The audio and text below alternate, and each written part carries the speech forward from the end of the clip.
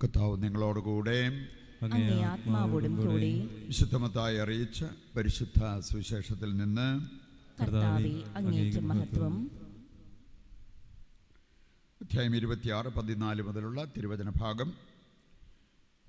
12 പേരിൽ ഒരുവനായ യൂദാസ് കറിയോത്ത പ്രധാന പുരോഹിതന്മാരുടെ അടുത്ത് ചെന്ന് ചോദിച്ചു, ഞാൻ അവനെ നിങ്ങൾക്ക് ഏൽപ്പിച്ചു തന്നാൽ നിങ്ങൾ എനിക്ക് എന്തു തരും?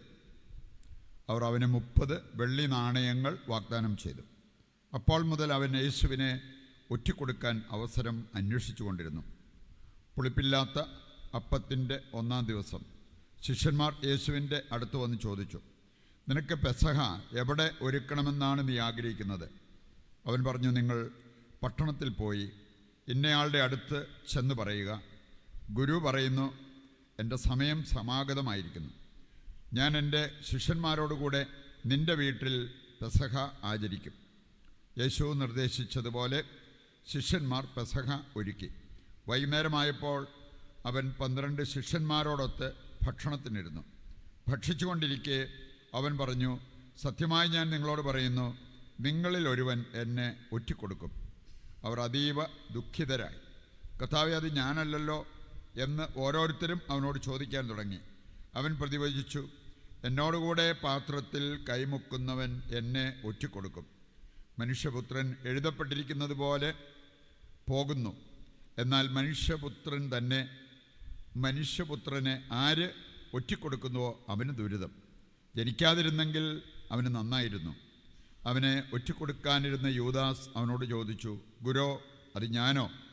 അവൻ പറഞ്ഞു, നീ പറഞ്ഞു കഴിഞ്ഞു. കർത്താവിൻ്റെ സുവിശേഷം. ക്രിസ്തുവേ, അങ്ങേക്ക് സ്തുതി.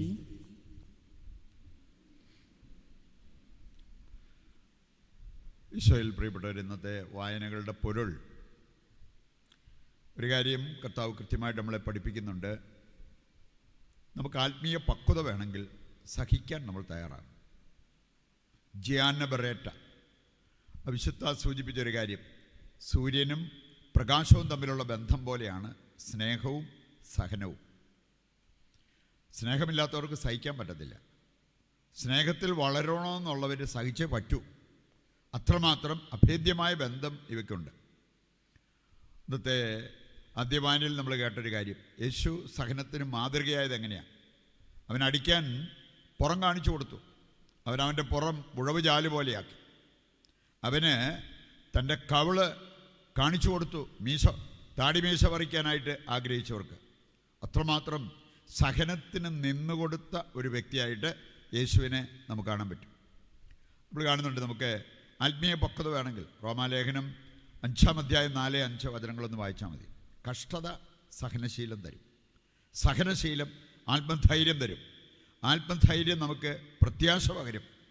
പ്രത്യാശ ഉള്ളവർക്ക് നിരാശ വരത്തില്ല. അത് ആത്മീയ പക്വത പ്രാപിച്ചതിൻ്റെ ഒരു സൂചനയാണ്. ഇനി അവിടെ എത്തണമെങ്കിൽ അതിൻ്റെ ആദ്യത്തെ പടി, നമ്മൾ കയറേണ്ട ആദ്യത്തെ പടി കഷ്ടത, സഹനം. അതില്ലാതെ നമുക്ക് ആർക്കും മഹത്വം പ്രതീക്ഷിക്കാൻ പറ്റില്ല എന്നുള്ളത് കർത്താവ് നമ്മെ പഠിപ്പിച്ചിരിക്കുന്ന ഒരു കാര്യമാണ്. രണ്ടാമത്തെ കാര്യം, നമുക്ക് ഈ സഹനമെടുക്കാൻ പറ്റണമെങ്കിൽ അതിന് പരിശീലനം വേണം, ട്രെയിനിങ്. മറ്റു പല കാര്യങ്ങൾക്കും നമുക്ക് ട്രെയിനിങ് ഉണ്ട്. പക്ഷേ ഈ ഒരു കാര്യം സാധാരണക്കാരും എടുക്കാൻ താല്പര്യപ്പെടാത്ത, അല്ലെങ്കിൽ ആ വഴിക്ക് പോകാതിരിക്കുന്ന ഒരു കാര്യമാണ് സഹിക്കാനുള്ള പരിശീലനം. പ്രവാചകന്മാർ വിളിച്ചു പറഞ്ഞൊരു കാര്യം, ആ പരിശീലനം ദൈവം എനിക്ക് തന്നിട്ടുണ്ട്. പൗലോസ്ലീഹ പറഞ്ഞത്, സുഭിക്ഷത്തിലും ദുർഭിക്ഷത്തിലും ജീവിക്കാനുള്ള ഒരു പരിശീലനം ദൈവം എനിക്ക് തന്നു. ആ ഒരു പരിശീലനം എടുക്കാൻ നമ്മൾ തയ്യാറാകുമ്പോൾ നമുക്ക് സഹനമെടുക്കുന്നത് കുറച്ചുകൂടി എളുപ്പമാകും.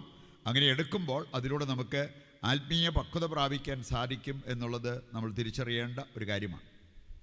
മൂന്നാമതൊരു കാര്യം ഇന്നത്തെ സുവിശേഷ ഭാഗം നമ്മളെ പഠിപ്പിക്കുന്നുണ്ട്. വിളി മറന്നാൽ വലിയ അപകടം നമ്മുടെ ജീവിതത്തിലേക്ക് വരാം.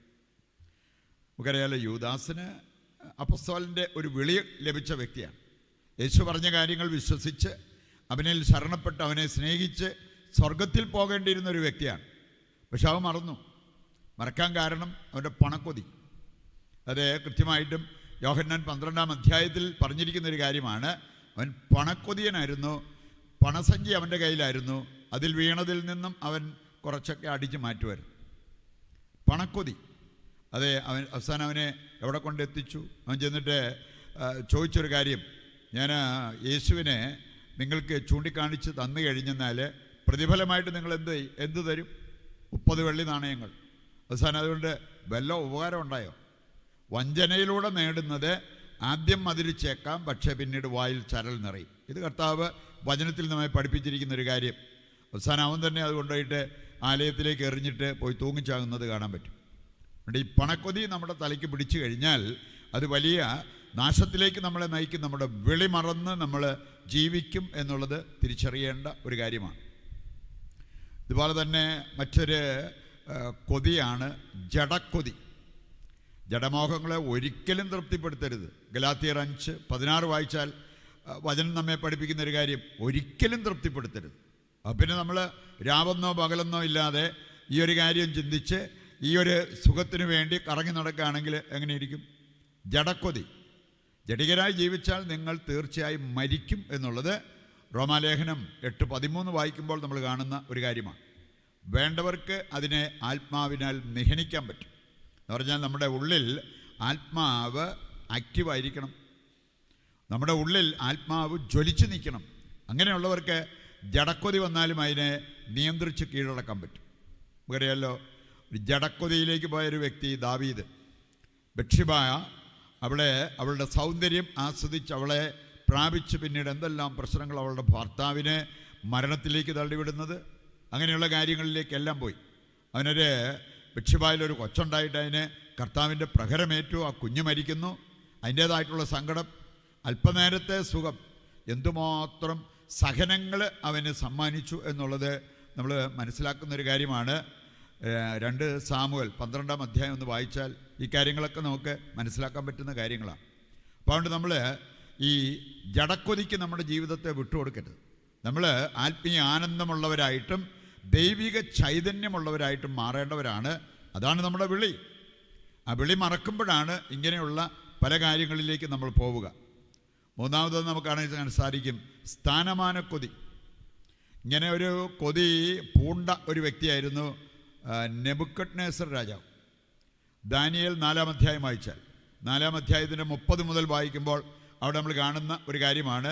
അവൻ വലിയ കാര്യമായിട്ട് അവൻ്റെ നേട്ടങ്ങളെക്കുറിച്ചൊക്കെ വർണ്ണിച്ച് അവൻ്റെ സ്ഥാനം, സമൂഹത്തിലെ അവൻ്റെ സ്ഥാനം, ഇനി അതേക്കുറിച്ച് പറഞ്ഞു തീർന്നത് സ്വർഗത്തിൽ നിന്നൊരു സ്വരം കേട്ടു, നെബൂഖദ്നേസർ, നിൻ്റെ രാജ്യം നിന്നെ വിട്ടുപോയിരിക്കുന്നു, നിൻ്റെ രാജ്യം നിന്നെ കൈവിട്ടു പോയിരിക്കുന്നു.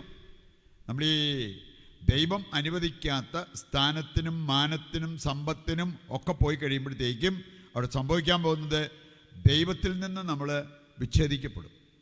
നമുക്ക് വിശ്വാസത്തിന് നിരക്കാത്ത എന്തെങ്കിലുമൊക്കെ കാര്യസാധ്യത്തിന് വേണ്ടി നമ്മൾ പോയി ചെയ്യുകയാണെങ്കിൽ എന്തായിരിക്കും അതിൻ്റെ പരിണിത ഫലം? നിന്നെ ഞാൻ എൻ്റെ ജനത്തിൽ നിന്നും വിച്ഛേദിച്ച് കളയും എന്നാണ് പറഞ്ഞിരിക്കുന്നത്. അത് ലേവ്യർ 20-ാമത്തെ വചനം നമ്മെ പഠിപ്പിക്കുന്നൊരു കാര്യം, വിശ്വാസത്തിന് നിരക്കാത്ത 1-ാം കൽപ്പനയുടെ ലംഘനമാകുന്ന ഏത് കാര്യത്തിലേക്ക് പോയാലും നീ വിച്ഛേദിക്കപ്പെടും. നമ്മുടെ അടിവേർ അറക്കുന്ന ഒരു പാപമായിട്ടാണ് ആ പാപത്തെ എടുത്തു കാണിച്ചിരിക്കുന്നത്. ഇങ്ങനെയുള്ള കാര്യങ്ങളിൽ പെടാതിരിക്കാൻ നമ്മൾ പ്രത്യേകം ശ്രദ്ധിക്കണം. അങ്ങനെയാണ് നമുക്ക് വിശ്വാസ ജീവിതം നയിക്കാനായിട്ട് സാധിക്കുക, സ്വർഗത്തിന് അർഹത നേടാൻ സാധിക്കുക എന്നുള്ളതെല്ലാം ഈ വചനഭാഗങ്ങൾ നമ്മെ ഓർമ്മിപ്പിക്കുന്ന ഒരു കാര്യമാണ്.